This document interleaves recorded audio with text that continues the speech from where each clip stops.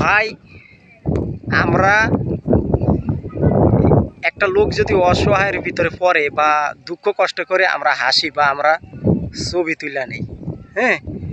আর কিছু কিছু লোক আছে সাহায্য করে। তা আসলে আমাদের দেশের মানুষ আল্লাহ পাক কত ধরনের যে বানাইছে বলার বাহিরে, হ্যাঁ। যেমন গ্রামের ভিতরে কত প্রভাবশালী লোক আছে, অনেক কোটিপতি, আর এবং আরও কিছু আছে গরিব লোক। বর্তমান সমাজে গরিব লোকদেরকে কেউ মানে সহযোগিতা করতে চায় না, এবং কেউ হাত বাড়াইতে চায় না, বা কেউ এগিয়ে আসতে চায় না যে একটা মানুষ, গরিব অসহায় মানুষ বিপদে পড়েছে, হ্যাঁ, আজকা আমরা তাদেরকে একটু সহযোগিতা করি বা একটু হাত বাড়াই, করবে না। কেন করে না ভাই? জানেন, বড়লোক মানুষ আল্লাহ পাক পরীক্ষা করেছে বড়লোক মানুষের, যে বড়লোক মানুষের অগণিত আল্লাহ পাক টাকা দিছে, টাকা দিয়ে এর পরে দেখছে যে এই লোকটা অসহায় দরিদ্র মানুষকে সহযোগিতা করে কিনা, হ্যাঁ, আল্লাহ পরীক্ষা করে।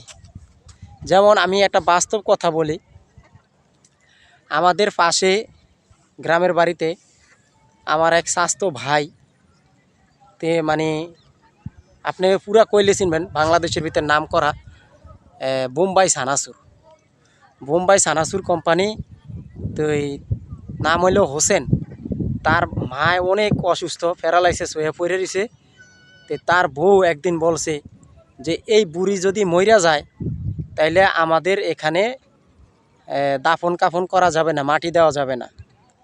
এরপরে করলো কি, লোকটা একদিন হঠাৎ করে মারা গেছে, তার মায়, এই কোম্পানির মায়।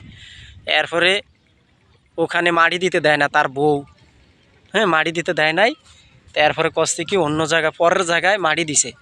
ছেলে কোটি কোটি টাকার সম্পদ ছেলের, এবং অত টাকা পয়সা বেশি, অথচ নিজের জায়গায় নিজের মাকে মাটি দিতে পারলো না, হ্যাঁ।